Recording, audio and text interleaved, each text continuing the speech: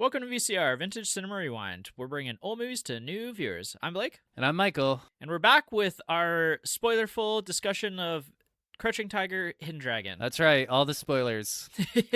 All the spoilers. Yeah, if you haven't seen this movie, go check out our primer episode where we talk about it spoiler-free. That being said, let's get into it. And where do you want to get into it? I don't know. There's a few strands to pull on. I guess maybe we need to start with the love story angle. Sure. Or the older love story angle. The older love story angle. Okay. Yeah. Well, and talking about that is going to lead us into the younger love story. The younger angle. generation, right? So, again, going into this movie, I wasn't expecting it to be kind of a multi-generational story. Yeah. I also wasn't expecting it to be such a... This movie has so much depth to it. Yeah, there's a lot of stuff about, like you said earlier, repression and, all that other fun stuff. And, gender roles even, too. When Jen, our main character, our kind of female Luke Skywalker type, she's essentially being forced into this arranged marriage with some man she clearly has no interest in. Right.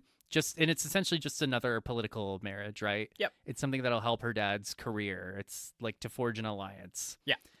And meanwhile, her, I guess you could call it her handmaiden has secretly been training her in martial arts in secret this whole time. Right. So one thing I did find kind of interesting, and I'm already going off topic, is how there is kind of this whole thing at the beginning where there's this young ninja flipping around, stealing shit. Yeah. And there's this mystery of well, who is it? And it's it's probably the only other female main character in this movie. Who's young and relatively small compared to the rest of the characters. Right. She's not a large, tall woman. Certainly. And I'm not saying that's a problem or anything. I was just kind of well, who else could it be? Yeah, right? it feels pretty obvious. Yeah. Right. So to us, the viewers. But there's kind of, honestly, I think that even Yu Shu, kind of picks up who this probably is pretty quickly and kind of also interrogates her pretty quickly as well. Yeah, it's not a huge narrative problem because you do get there pretty quickly. Yeah. Right? It's within the first half hour, it's it's her, obviously. Yeah. Right?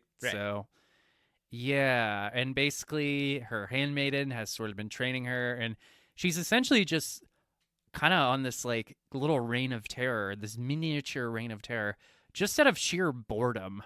Well, and I think even to pull back another layer, right?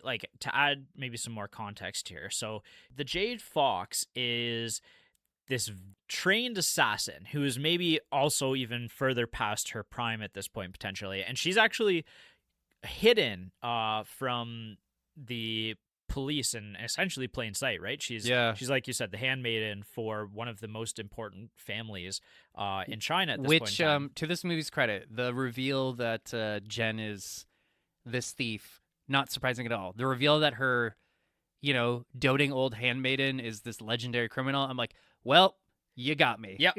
I didn't see that one coming. Yeah, that's what we agree. call a bait and switch. Yeah. And so actually their relationship is actually reciprocal is not the right word, but they're both getting something out of it. It's transactional. Yeah, that's a good way of putting it for sure. Because, Jade is teaching Jen all of these martial arts techniques, but she actually can't read. And so Jen is actually the one who's helping her, and they're both kind of learning off of each other. But what Jen doesn't tell her is that in secret, she's also just consumed a bunch of books and has become very studied in this martial arts style, and has actually probably surpassed Jade at some point as well at this point in the story. Even more so than that, you're right, she's been translated or reading for her, but she's also been, by her own admission, lying about shit. Yes. So she's actually, by the time we meet her, she's already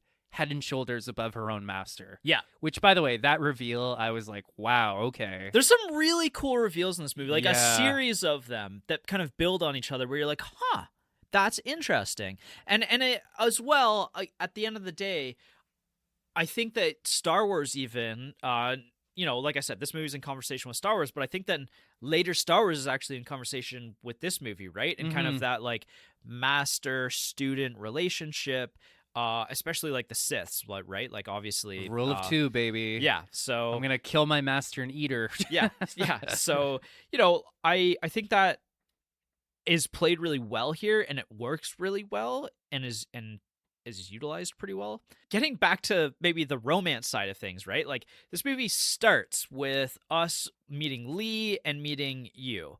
They're both, like you said in the primer, kind of at the end or maybe just past the point of the peak in their careers. Yeah, Uh, they're kind of both sort of turning the page onto like a new chapter in their lives. yeah, exactly. Yeah. And we actually don't get to see a lot of their history, and it's really kind of not revealed immediately how powerful these two are, which I found really interesting, right? No, we don't see it's not immediately apparent who they are. We learn that you know, he's a mighty warrior and she again, it's not even immediately obvious to me now what her like job is or role is. Mhm. They're just kind of old friends, I think right? she's also a warrior. I think that's just her Yeah, role, is yeah, that clearly. because she also, later on when her and Jen have the fight in the armory, like I'm pretty sure that's her school. Okay, interesting. Yeah. Yeah. So, but then they have this kind of encounter where he says, can you give this sword back to, I guess, our Lord, right? Yep. And the Lord kind of chides Michelle Yeoh for, I guess these two have been in love for years, but neither has said anything for Right. years. So, Well, and it goes back to like the wuxia honor code, where basically these two characters, and we kind of, again, things get revealed as we get into this movie, that these two characters, the reason why they're connected to each other is through this third character that you was supposed to marry and was good friends with Lee, and he died in combat, and these two right. characters feel this like deep sense of connection to him and feel that them getting together would be Like disrespectful. yeah, dishonor his memory. Yeah. Which it's really sad, honestly, that these two characters aren't able to move on and kind of be happy with each other because of this dishonorable situation that they find themselves in, right? Yeah, and I mean, again, I don't know anything about really Chinese politics or Chinese life, so I shouldn't. I'm obviously talking on my ass, but it just points to, at least in this specific time period, like a real culture of repression, Yes. right? This idea that they have this powerful yearning for each other that's had to remain unexpressed and unspoken for all these years. Well, and I kind of wonder if maybe what Ang Lee was doing in that sense was he was actually maybe critiquing wuxia films a little bit and saying, like, This sucks. yeah. Yeah, and just like that, that these honor codes, when taken to their extremes, can, really damage people. Yeah, well, I mean, you can even say that you can see parallels to our modern life, and I won't name names or point out anything specifically, but like even look at things like modern day purity culture, where I'm just like, that just seems really sad. Like, Right. ugh. Yeah. You know who you are. You know what I'm talking about. Yeah. But, There's kind of a purification of culture that, when taken to extremes one way or the other, is obviously just detrimental to people. Yeah. It's really hard for people to live in the gray. Yeah, buddy. So, but then we do kind of have this parallel with Jen, where it turns out in her, I mean, she's already a youth, but in her youth or her youthier years, at one point her family's caravan was beset upon by bandits. Yeah. And she had a little fling with some bandit named Dark Cloud. Yes. Which, by the way, hilarious name. Awesome name. What are you talking about? It's not funny. It's awesome. Okay, all right. I was like top tier name. Dark Cloud is epic. What do I know? But, also, as a side note, this kind of tangent that we go on, this what's the word I'm looking for? Flashback? The flashback is one of the best flashbacks that I've seen in a movie. Like, we go off on this flashback for, it feels like 20, 25 minutes. And I'm kind of like, I could kind of just live here now. It is funny when you kind of when we cut back to the present. I'm a little like, well, okay, so they kind of have a fight. She collapses unconscious.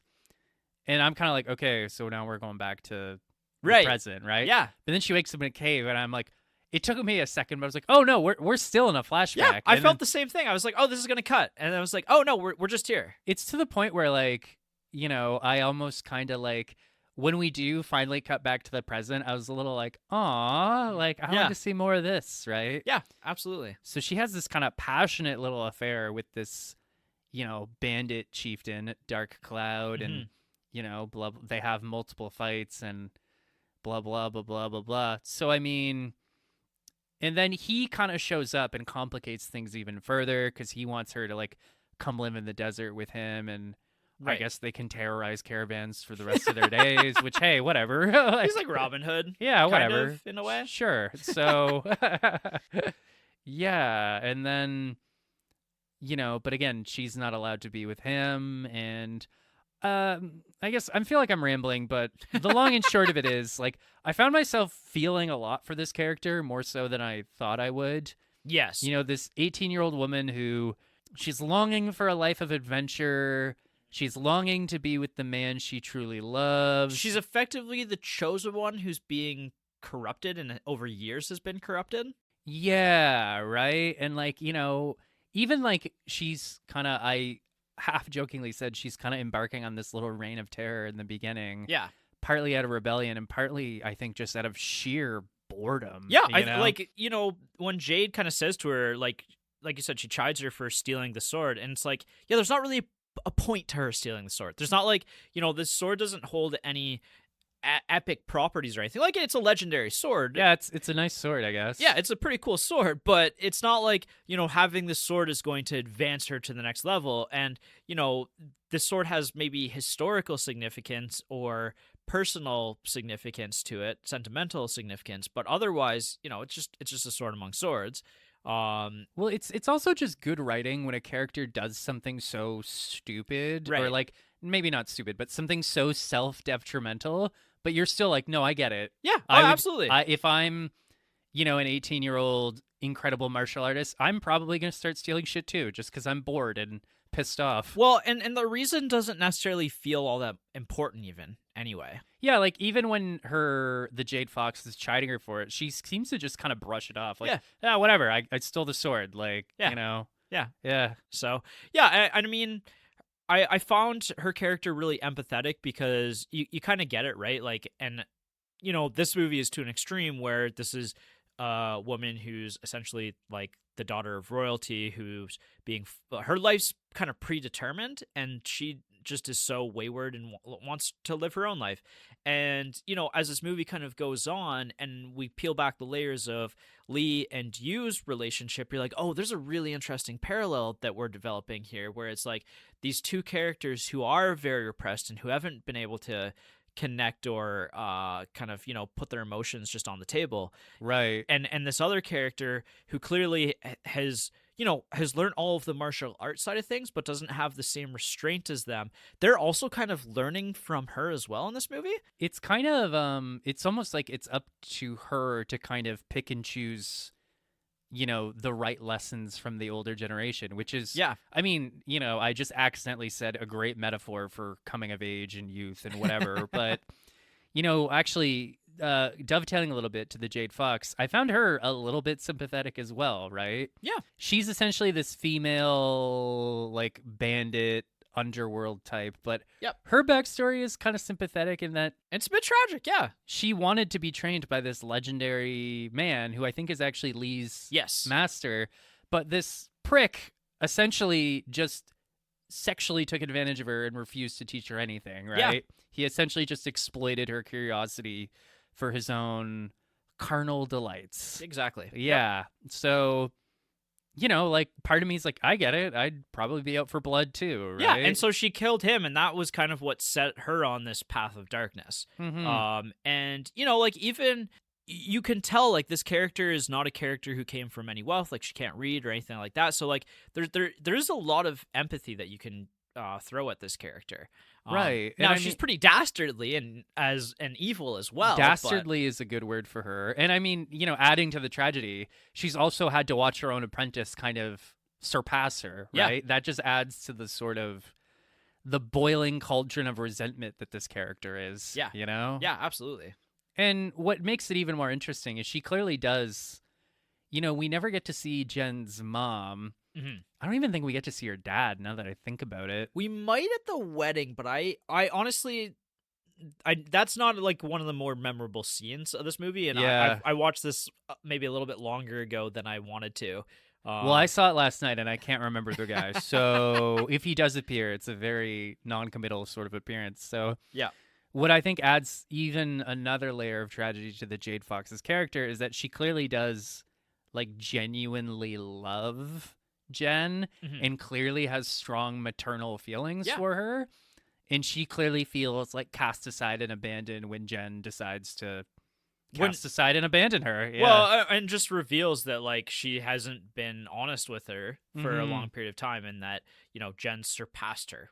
Mhm. So yeah, there's a lot to kind of chew on in this movie, and the various relationships and dynamics in this movie are like some of the most deep dynamics that I've ever seen in a film. Like there's Yeah. so many like I don't know if there's a movie that we've done the last year that I was maybe just pondering and thinking about as much as I was watching it, like while I was watching it. Like I didn't write a lot of notes for this movie just because I was so kind of deep in my own thoughts and like and kind of just really chewing on what the director was kind of presenting to us. Well, even taking a step back, so the relationship between Lee and Jen, right? Hmm. On the one hand, you can see how most writers would probably handle this story. He's the Obi-Wan Kenobi figure. Right. She's the Luke Skywalker type. He very clearly identifies her as someone with a lot of promise. Yeah. And some like a prodigy essentially. Yeah. And he pretty clearly is like, when we meet him at the beginning of the movie, he seems a little adrift. Like he tried life as a monk and pretty clearly didn't take to it that well. Yeah. He has that great line where he's like, I tried meditating, but the more I meditated, the more I just found this deep sorrow in the world. And I'm just like, okay, maybe stop meditating then. Well, he's also kind of like he's kind of pulling like a nobody where it's like, they probably could have just said screw it, whatever with this sword kind of thing. But instead they like kind of poke away at this sword, right? Like nobody died, I don't think, during the battle when the sword was taken. Because I think it's really just Jen who goes and steals it, right? Yeah. And it's kind of a little bit hijinks, and you don't actually realize how much of hijinks it really is in that first kind of you ninja realize fight. It is kind of funny. You're just like, oh, she's essentially just fucking around. Yeah. But yeah. But then he decides he wants to train her, and and they have some interactions where he clearly is. He certainly doesn't have any ill will, and he's certainly more noble than Jade. But there's a part of me that's like, they have a great encounter later on in the movie where he seems to just be dancing circles around her, right? Like just kind of toying with her. Yeah, because it's just the experience. That's the only reason why she can't beat him. Is just because he has the experience and he has the restraint. Exactly. I think restraint's a good part for it, right? Like, going back to that comparison you made, he literally is just it's almost like they're dancing with each other. Yep. Like she seems to be like nipping at his heels and trying to mess him up, and he's just like, And you're talking about the fight in the trees, right? The tree fight. Yeah. Very, very cool scene. Yeah, and he's just like, hey, which by the way, hilarious to be so good at martial arts. You can deflect someone's blows without even really trying. Yeah. Anyways, so towards the end of the movie, he's like, well, I just want you to come with me and I'll train you and blah, blah, blah, blah, blah. But even as he says this is a part of me that's like, is that really the best thing for this character? Because, I mean, our Lee is, he's a good guy, but he hasn't exactly lived the happiest life. Yeah. And is the right thing for Jen to just sort of attach herself to another older person who maybe isn't going to let her be who she wants to be? That's a really good point, actually. I wasn't really thinking about that. I think the other thing is maybe there's the reality as well about her position and where, like, what her position is in this world, that realistically, like, would Lee have any sway into, getting her marriage annulled and letting her train to be like a master fighter? Well, even let's say hypothetically, if this movie had ended with the two of them walking down the highway together off to go train, there would be a part of me that's like, I don't know. Like, is that there'd be a part of me that would be unsatisfied with that Yeah. ending, I right? 100% agree. I actually, cards on the table now. I think Lee's death is maybe one of the most impactful deaths in a movie ever. Yeah, and I mean, how could it fucking not be? Yeah. He spends his last breath finally confessing to the woman he loves that he loves her. Yeah, I mean the whole setup is perfect, right? Like Uh-huh. they finally I think have connected with Jen, and like they finally maybe persuaded Jen that Jade is not the right person to mentor her, and that there's more out there. Also, maybe just stop like, abusing your gifts for like these fleeting Yeah. by the way, not to I know I'm Mr. Tangent over here. The scene where she just roughs up a bunch of like bad guys at a restaurant, amazing. 10 Yes. out of 10 scene. That's my second tied for first favorite fight scene in the movie. Right. By the way, fantastic. Finally Yes. getting to see this repressed character just completely cut loose. Well, and you and I have just started playing D&D, and so Yeah. we haven't really done like too much of the tavern kind of stuff yet, but it feels like just like a tavern brawl, like old school D&D kind of thing where it's like this is just great. Good. Fantastic. Good storytelling. Right. But I mean, at the same time, like, there is something a little bit self-destructive about it. Yeah. Oh, absolutely it's self-destructive. Like, she's essentially just running around causing havoc, right? And you totally sympathize with her desire to rebel and just finally cut loose. Yep. But, But she's also running away, right? And Yes. rather than running away quietly into the night, she's doing it in a way that, like you said, is self-destructive, is like screaming like, I am here, basically. yeah, like, fuck you. I'm going to beat up all these people. Yeah. So, you're right. Like, he is kind of trying to convince her to, like, I don't know, use her gifts for good. Well, or- he's also genuinely a little bit concerned for this world, that if Jen isn't put on a good path, that she could be like, one of the most heinous crime villains of Chinese She history. could be like the Jade Fox times 10. Yeah, Right? exactly. Yeah. Yeah, with Jade Fox without like the actual knowledge to More like the Jade Wolf, if you know what I mean. No, foxes are really important in Chinese history or That's- Japanese history. I think it's Japanese history. The fox? Yeah, Could be. yeah. I've played Ghost of Tsushima, so All right. these are things that I know. I've seen Naruto.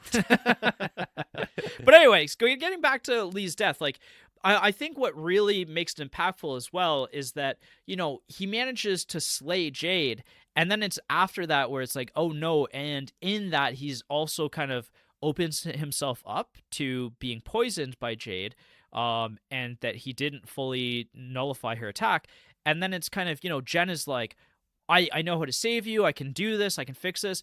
And there's this pit in your stomach because it feels like she knows and that she could save him. But it also, like, at no point during this sequence I was like, Lee's gonna live.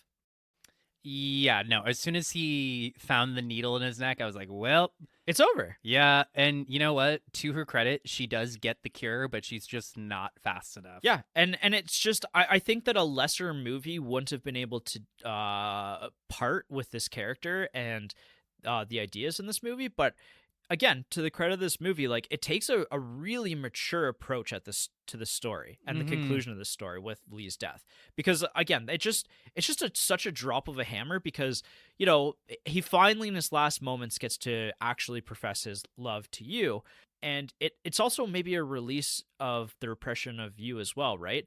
And it's such an interesting performance that Michelle Yeoh has to do here, because like she's displaying a lot of emotions during this as well, right? Like, Heartbreaking, by the way. yeah, Like the way she honestly I didn't know she was gonna kill Jen or help her after that. Yeah, really. No, like just the way she's cradling him and like kissing, like It's beautiful. It's Yeah. genuinely beautiful. One of the best sacrifices I've ever seen in a film. I think what's sad about it is it's not even really a sacrifice. It's just Yeah. bad luck. Yeah. Like whoops. Yeah, one of the best deaths for Yeah. sure. So yeah, I think that moment alone probably elevated this movie for me. Like, I'll talk about my review at the end, but I think this movie deserves to be considered one of the greats.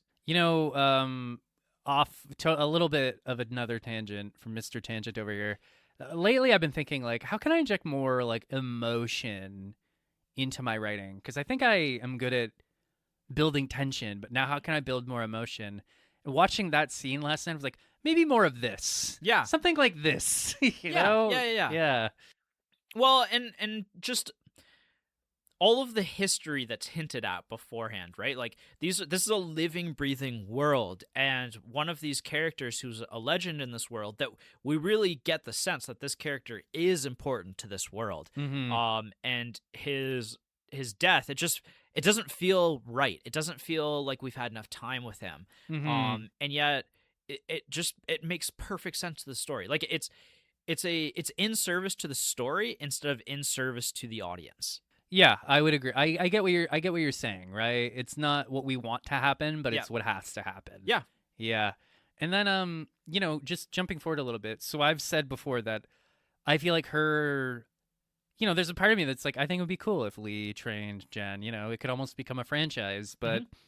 there's a part of me that's like, I don't know if that would be right for her because that's just another man controlling her. Right. So then she then reconnects with Dark Cloud, her lover. Mhm. They spend a passionate night together.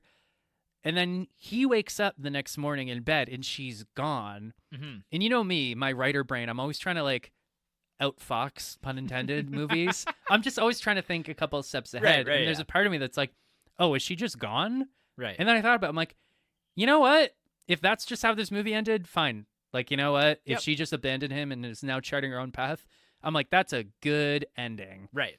But then he finds her. And, there's almost a part of me that's like, I don't know that I want her to be with this guy. I mean, I get that they're young and in love and whatever, Well, but I mean context as well, right? Like we've had to watch Lee and you and their repressed relationship, and there is a little bit of reward in seeing these two characters getting to actually you're right. You're being right. romantic together. And there's almost kind of like a larger metaphor for like, the next generation getting right what the previous generation couldn't figure out. Absolutely. How did you feel about the ending though?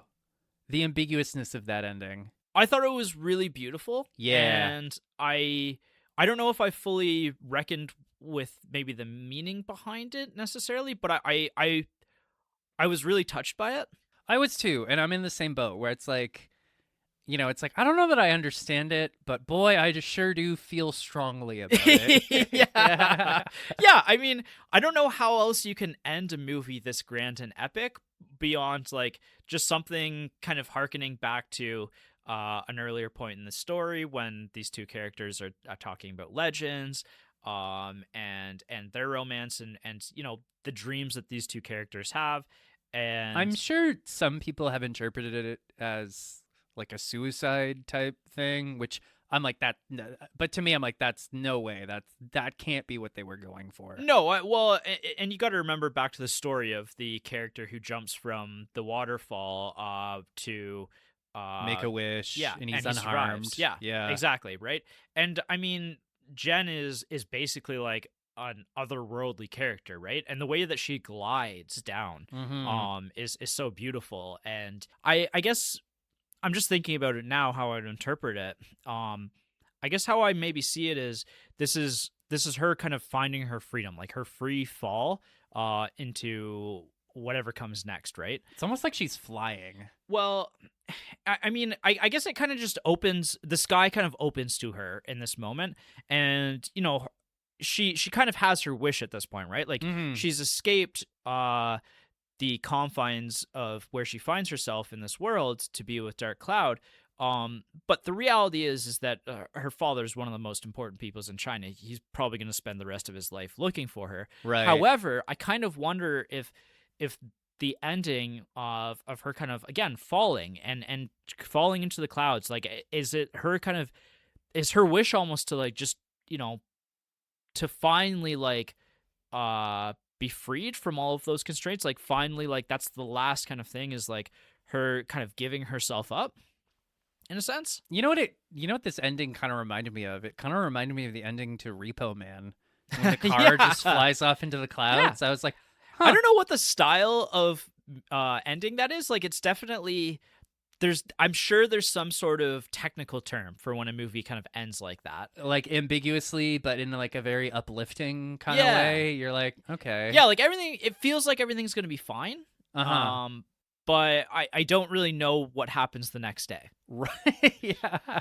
This is probably good, but I have no idea. Yeah. Yeah. Yeah, I love that you brought Repo Man into this. That's great. Always try to. Yeah, great movie. So- I haven't rewatched it since we did it on the pod. I haven't either. That's been like a year ago now. Yeah. Crazy. So much has happened. So much has happened. It feels like 10 years ago. Jesus Christ. Um, I think that's kind of all I had to say plot-wise. yeah. I don't know that there's anything else before the camera that I wanted to bring up. I guess the only other things I was going to ask you, if you had to choose your top 2 or even top 3 fight scenes, where are you going? Like in this movie, Yeah. I assume. I really do like her just beating up all these guys at the bar. It's really fun. There's a lot of different fight styles, and like they're like all these like classically like dressed and outfitted and equipped kind of characters. Yeah, and it's also just there's something using another example from another movie. It almost reminded me of remember in Into the Spider-Verse when Miles takes his big leap of faith and swings through the city? That's almost kind of the vibe I was getting, where here's a character who's been pushed down and told to shut up and look pretty her whole life. For her to now just completely obliterate all these men who she's stronger than. It was so satisfying to me. Yeah, it kind of has that arc of like the getting pulled back into it. Like, there's a reason why it's exciting to see Bob Odenkirk like kind of lay a whoop ass on people in a bus, like in Nobody, or other, like there's so many movies of that kind of style where it's like, oh, this character who has maybe left this world, but it misses it kind of in a way, right? And like takes the first opportunity they can to lean back into it. Oh, I guess to me it's more just someone who's been like put upon and kind of pushed around, now finally just punching back. Yeah, for sure. I would say that's maybe my second favorite. I really, really like the armory scene between her and you. I like that scene is really cool in the sense that we get to see more of the fighting. I think functionally that is the better fight scene. I just liked kind of No, it's absolutely reasonable. the emotionality behind the bar fight. Yeah, no, absolutely. I mean, I think too, kind of Jen and you getting this fight together, like these two very strong female characters kind of getting one of the best fights of the entire movie and getting to use all these different cool weapons. I was looking up before we started recording whether those weapons were like historically accurate or whether they were just creations of Ang Lee. And there actually are all historical weapons that we see in that scene. So I think that's really cool. And it kind of can lead you maybe down a path of like, looking into these other weapons and fight styles and it's kind of cool. that path. So I really like that. I think that the first scene that when Jen hasn't actually revealed herself, when she's in kind of the ninja outfit, is really cool because we get kind of that hint that like there's kind of this levity to all the fighting, and you're kind of, it's almost surprising, like and it feels really refreshing the first time it happens. You're like, oh wow, this is gonna be something different, you know? Yeah, I get what you're saying. It's really cool that they kind of approached it on this like fantastical element, the way that the fight scenes are, because to me it felt very unexpected, and I was like, oh, like I'm in for a treat here. I also want to highlight just some of the other like little details that I like in the fight scenes. The first Jade Fox fight, when she paralyzes the police officer. Oh yeah, is awesome. I can't believe I forgot about that. Yeah, and then Lee just very calmly unparalyzes him. It's like a game of freeze tag. It really, really great. Unfortunately, he does take like an axe or a weapon to the head and dies. It's like that big blade, and then his daughter is kind of just, I don't know. I guess she just gets to live with that for the rest of her life. Yeah, she's kind of relinquished to like the side of the story. Yeah, it's like that. this is too depressing. You need to leave the movie. Yeah. I also what I found doing some research kind of interesting. So in the world of martial arts, and this feels obvious, but I kind of want to say it out loud because I hadn't thought of it before. But the use of poison is a considered dishonorable. It's a cowardly move. And so for Jade Fox to do that at the very end, I think that maybe speaks to her insecurities as well. Just, yeah, I mean, who she really chooses to be in the end, unfortunately. Yeah. Yeah. Yeah, exactly. So sequels, prequels, reboots. So you did mention that this is the fourth in a 5-novel cycle called the Crane Iron Pentology. Cool. Yeah. So that's kind of why it feels like we're getting dropped off in the middle of the story, because we kind of are. So it quite literally is episode 4. Yeah.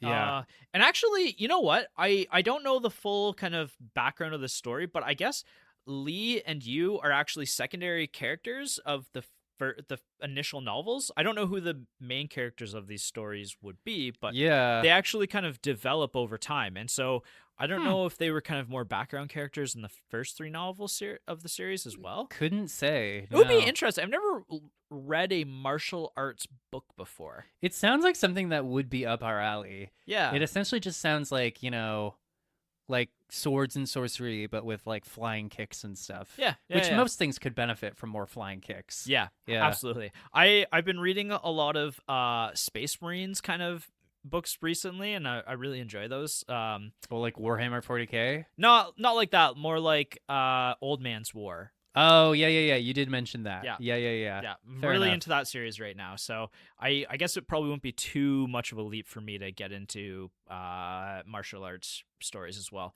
I mean, I also, like I come from a background where you and I did do karate when we were kids for a bit, and I didn't enjoy it then. Kids at home, try to imagine Blake and I and our old arthritic asses trying to do karate now. Yeah. So, but I didn't really appreciate it back then, but I kind of became a pretty big fan of like MMA over the years, and I really like the kind of mono like 2 people facing off together and like basically playing a game of chess with their bodies. I find that very interesting. yeah, there is something to that. It's kind of like I liked Dragon Ball Z. Yeah. Which is kind of like that. Yeah. Just with more flying around and, kamehamehas. And so Crouching Tiger, Hidden Dragon is actually a quote from mythology. And it's, I guess, what it means is hiding your strength. Oh, yeah. Yeah, that makes sense. So, and in this kind of world, this universe, and this lore of wuxia fighting, basically like there's this big grand martial arts world that we're kind of inhabiting, and lots of the characters are maybe hiding their technical prowess at any given point, and the heroes aren't just like these big bold characters that everyone looks to. They're like, maybe more on the sidelines kind of doing their thing. Well, it's kind of like how I don't remember where I heard this from recently, but it's like if you look at actual government operatives or like actual like soldiers with the highest kill counts, they look very unassuming. Yeah. They don't look like action heroes. They just look like normal, unassuming people. Yeah. For sure. Those are the people you have to be scared of. And I guess speaking to maybe some of the historical accuracy, like Ang Lee called this a dream of China that probably never existed. Like, obviously some of the weapons system or weapons that they used in this movie, I said were real, but the fight style is choreography. It's like very dance heavy. Like obviously they're not floating through the air. Yeah, and you know what? But who wants to see, when you go too far with realism, it just gets depressing and boring. Yeah. And the fact that, Ang Lee is also somebody who kind of has that dual heritage. Like he's Taiwanese, but he did a lot of movies for Hollywood. He kind of has that appreciation for both like Eastern and Western cinema. So this was kind of a really interesting mix to kind of mix those two in this movie so that he could appeal to both audiences. But he also just wanted like, I think he just did something really cool and unique that maybe up until even this point in time, I don't know if that had really been done before. No, I mean, it is kind of cool when like, you see this in anime sometimes, or even, with something like Dark Souls, right? It's interesting when like one hemisphere tries to adapt a different hemisphere's culture. You know what I mean? Absolutely. Where you're just like, this is This is our genre filtered through your lens, or vice versa. Yeah, yeah. You know? It's like going to a restaurant that is a fusion restaurant. You're like, oh, this is two flavors, and I would have never guessed that I like these two flavors together, but I'm really But enjoying it here right we now. are, Yeah, right? yeah. So effects and filming. So the first draft of the screenplay said, "You will note in the script that none of the fight scenes are described, and I will just inform you now that they will be the greatest fight scenes ever in the history of cinema. Period." That's fantastic. That I see. There's two types of people that can pull off that sentence, and that's somebody who's like actually going to pull off what they're saying, or just a complete lunatic. Yeah, and you won't find out till the day. Yeah, you literally will not find out until the screening of the film. You're at the like, end. well, like, did we bet on the right horse, or is this horse insane? Yeah, it's basically like the Mad Max Fury Road of like everyone was like, "What the hell is going on?" And then the movie gets cut and edited, and you're like, "This is the greatest thing." All I've ever right, seen. all right. You were right. Yeah. It's just like Ang Lee just had this amazing vision, right? Yeah. So, and kind of speaking about the choreography itself, like it was Yoon Woo Ping, who was the action choreographer of this film, who also the year before did The Matrix. He's the main choreographer of both of these movies, and that's why again they feel very in conversation with each other. It's just because it was literally the same person doing both of them. Okay, So, nice. yeah, I thought that was a really cool connection to that movie. One of my favorites of all time. So originally, Zhang was not cast for the role of Jen. It was supposed to go to a actress named Shu Kwai, and she ended up doing a Pepsi commercial instead in Japan, which seems insane. And she did fire her agent for that. But Good. she's also, funny enough, one of the most influential Eastern Asian actresses of all time as well. Okay. So I think we probably would have been in good hands in either way, but Zhang is phenomenal in this movie. Okay. Interesting. Yeah. They shot kind of like you were saying before. This movie is clearly not green screened at all. Like they shot all of this on location. Like even kind of looking at some of the pictures of where they shot this, it was like, oh, this is really beautiful. This is real. Yeah. Yeah. Like and there's so many different like they utilize so many different areas of China in this movie that it kind of makes you want to go there, even though I have absolutely zero interest in actually going to China. Yeah. But yeah, it's so beautiful. I like you kind of sometimes forget like how big some of the, like other countries are, and just how many like different environments there can be, right? Like, we get like a Lawrence of Arabia style like fight sequence in the middle of the desert, and it's like, wow, this is really cool. And then we're back into like, this big sprawling city, and then there's like the moment at the end where we're up on the top of this mountain above the clouds, and it's like, wow, there's so many cool sets that we can go to. Yeah, absolutely. Michelle Yeoh herself actually didn't work at all for a year so that she could learn Mandarin and train for the fighting for this movie. Wow, she's extremely dedicated. Yeah. I absolute like one of the best actresses ever. Throw every award from now on to Michelle Yeoh. Every Lifetime Achievement Award, just give it to her. Yeah. She won Best Actress, right? For Everything Everywhere All at Once? Yeah, I think so. I hope she did. Yeah. If I'm wrong, I'm going to be very disappointed. Well, if she doesn't, then she gets the first ever Vintage Cinema Rewind Lifetime Achievement Award. Yeah. She actually tore her ACL during one of the early fight sequences, and had to be flown to the U.S. to get surgery. Yeah. And so she basically like had to fly between the two for a period of time until she was fully healed, and they just kind of like filmed around her schedule after that. I think. Okay. So this is tough for her, like, thinking about how much work she put in to getting to the point of being able to shoot the movie, right? Your ACL, is that your leg? Yeah, it's like your knee? Yeah, it's like I'm pretty sure it's the muscles around your knee, but I'm not 100% sure. Yeah, we're not doctors. Or any sort of like fitness gurus or anything. So, yeah. Zhang's character Jen actually really wasn't trained in martial arts before this, like Michelle was. She actually was traditionally a dancer, and so she the way that they kind of trained her was just like, oh, we're going to transition your dancing into combat. You can essentially. definitely see that. Yeah. Yeah, like it's yeah, everybody moves like a dancer in this movie. absolutely. Yeah. As you already mentioned, everybody performed their own stunts, and really the only special effects used that where they just took out the wires. Okay. I found this really interesting because you wouldn't think about it from a Western perspective, but all of the four main characters all speak Mandarin very differently. I think Mandarin's probably very much in the pronunciations of things, and so you have Chow Yun Fat had a Cantonese accent, Michelle Yeoh with her Malaysian accent, Zhang was from Beijing, and Chang Chen was Taiwanese, Dark Cloud. So, Okay.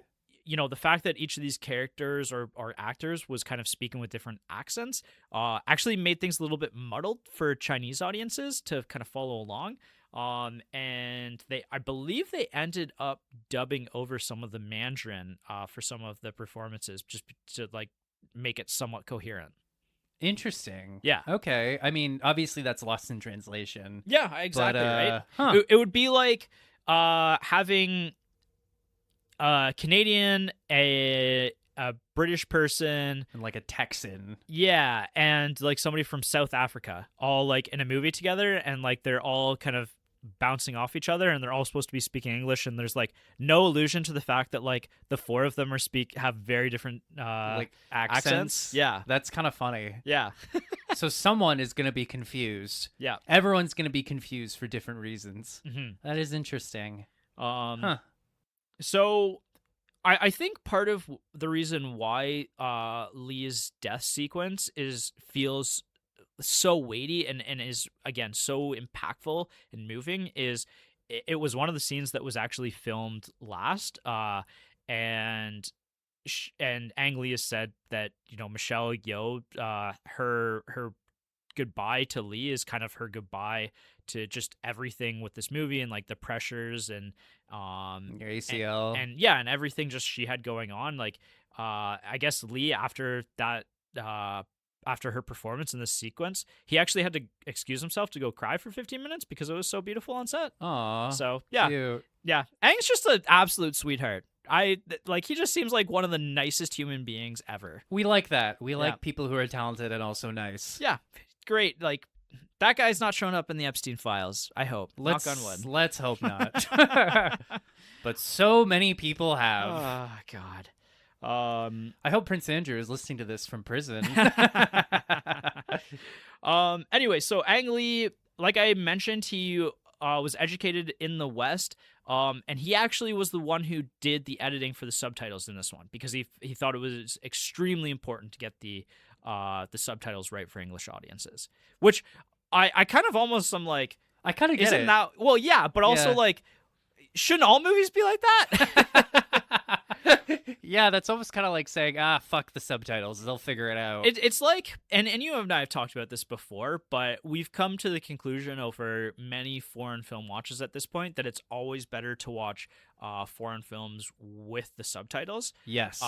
And a large part of that is just because words don't necessarily translate over as effectively from language to language. So let's say a Yeah. character says like, "I'm gonna kick your dog." That might be like a sang in Germany that like is some like weird sequence of words that doesn't fit into like the amount of seconds that the character has to say it in the story. So if you translate it directly into English, it might be like I kicked your dog, but it might be like this like big in Germany. It might be like this big like you are a dog and I will kick you down kind of thing, right? Yeah. I don't know if that's quite the best analogy in the world. Oh, you're but pissing off our German viewers, but Germans just have like very specific words for things. yeah. So, anyway, yeah, the score of this movie is awesome. It's based very heavily on traditional Chinese music. I don't have too much to talk about it. It's one of those like background scores that you don't think about too much while you're watching it, but a lot of respect for it. It does enhance everything. Yeah. As a score should. Absolutely. Look back at the times. This was the first foreign language film to earn over $100 million in the U.S. Okay, So nice. significantly important from a financial standpoint. And it also was nominated for a ton of awards. It was nominated for 11 Oscars, which is insane. And it won 4, right? Yes. Can you guess which four? I'm gonna say best cinematography. Boom. Got it. Best actress. No performance awards, No performance awards, which is disappointing. That is disappointing. I'm gonna say best editing. Nominated best editing. I'm also gonna say best adapted screenplay. Surprisingly not. Okay. But it was nominated for that as well. Okay, well, Okay, I'll give you the other three. sure. It won for best music original score. Okay, It won for best art direction and set decoration. Absolutely understand that sure, one. yeah. And it won best foreign language film. However, one of the few cases where it was nominated both for best foreign language film and best picture, Huh. which very rarely happens, and you can kind of understand why, because like they're kind of two of the same awards essentially. And I think modern day Oscars have more gotten away from that. Like, you think about Yeah. Parasite winning a few years ago. They'd probably just give you best actor nowadays. Or, excuse me, they'd probably just give you best picture nowadays. Yeah. Yeah. Like if your movie kind of reaches this level of zeitgeist, right? Right. So it also was competing with, and I had this up, and that's why we were talking about Gladiator before. It was competing against Gladiator in Best Picture. And so I think that it would have been tough. Like, Gladiator was such a phenomenon when it came out. Like, I remember being a kid at that time and Gladiator coming out and being like, this is the coolest movie of all time. Yeah. I mean, it's hard to get away from Gladiator, certainly. Yeah. And I have a special place in my heart for that movie because it's so high on my personal top 10. Yep. But yeah. So other nominations that it got nominated for Best Director as well to Ang Lee. So I think that's really cool that they nominated Ang Lee as well. Mm-hmm. He did lose to Steven Soderbergh for Traffic, a movie that I guarantee neither of us have seen. I think that movie is just somewhat lost to time, although I've read reviews of it and apparently it's not bad. Traffic, huh? Yes. I can't say I've ever heard or seen of it. I've heard of it just because I think I did some research on it when we were doing Gladiator, but I think because Ridley Scott didn't win the award. I think you've mentioned it to me on this podcast a few times, and I just keep not committing it to long-term memory. Yeah, at some point we'll just have to like bite the bullet and actually watch that movie, but it's like my brain doesn't want to fully commit to knowing what it is. Yeah, that's fair. Also nominated, just highlighting the rest of these. So you were right about it being nominated for best writing screenplay based on previous material. Nominated for best costume design, also feels pretty self-explanatory. Best music original song, so one of the songs, "A Love Before Time," was nominated. Huh. And I think that's everything. I think we covered it all. Okay. So nice. Yeah. Okay, well, Best Picture talk. Let's say that foreign language film award doesn't exist. What are you giving the Best Picture award to, this or Gladiator?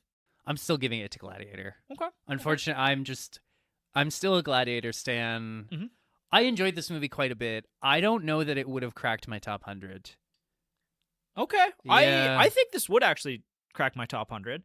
Kind of dipping into my personal reviews. Like, I think this is pretty much a perfect movie. Like, I really can't fault this movie at all. No, and I mean, to be honest, like, this is probably like an 8 or a 7.5 for me. Yep. But there's nothing I would do differently. There's nothing I would change. I don't even really have criticisms of it. I kind of think that and I almost wonder maybe if this and Gladiator split the vote for Best Director, just because like they're two action movies, and like how often do actions beat dramas and crime? I think partly too. It's just because here's where I'm going with this is I feel like the two big awards here are Best Movie and Best Director. And you've got, on one hand, you've got these two movies going head-to-head, Gladiator and Crouching Tiger, Hidden Dragon. I think, actually, technically speaking, I think Crouching Tiger, Hidden Dragon is just way more of a technical marvel to me, just in my personal opinion. Okay. Direction, I think, is wildly close, and I could see it going either way. Like, I think that Ridley Scott, I don't think has a Best Director award yet, and I think that's a crime. but I really could go either way on this one and that one for best director. Yeah, it's I suppose, right? I mean, I think ultimately for me it just comes down to what you personally resonate with more, or Yep. what you just it kind of just comes down to taste, and I just find Gladiator tastier. Yeah, I Yep. agree. You can quote me on that. So this movie actually held the record for the most Oscar noms for a foreign language film.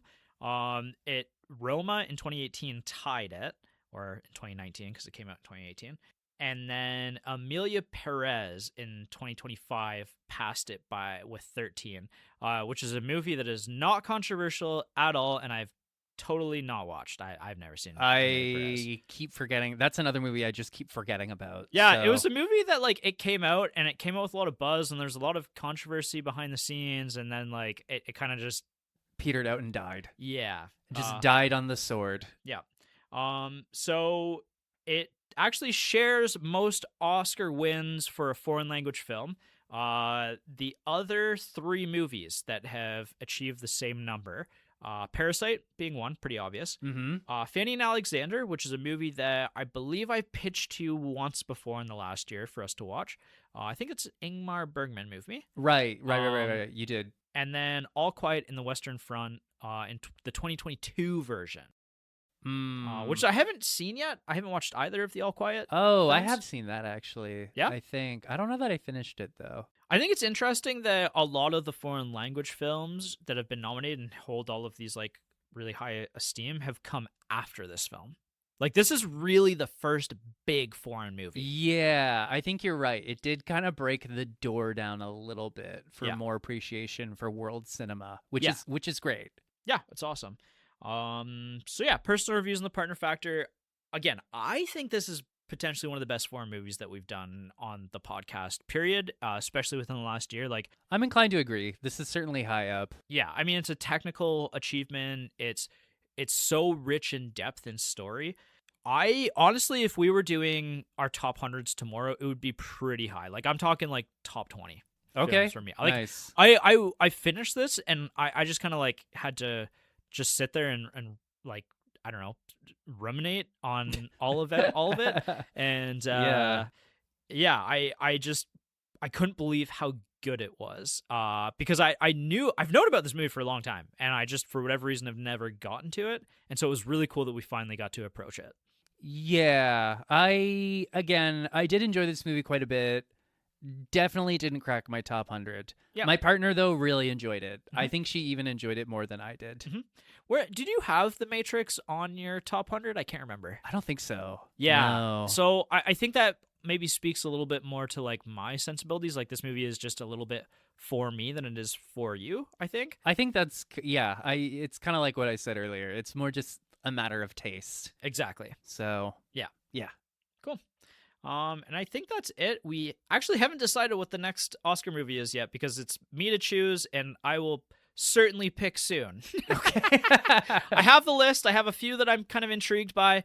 I don't know if we could pick another foreign film that's going to be as good as this one. This was really good. Yeah, I mean, if we're going to end our little foreign movie tear this past year, this is kind of the right movie to end it on. Yeah. It is kind of a swan song, close the chapter kind of thing. Yeah, or just like open the door to foreign cinema for people. Yeah, absolutely. So, yeah. But anyway, I hoped you enjoyed Crouching Tiger, Hidden Dragon as much as we did and us talking about it. I think that's all we got. So I think that's all she wrote. yeah, we will see you next time. Okay. Bye-bye. Tell your dad. Definitely tell your dad about this one. Yeah. Yeah, my dad would like this one, I think. I think And my mom would like it too, probably. Okay, good. Yeah. Good. Okay. Bye. Bye.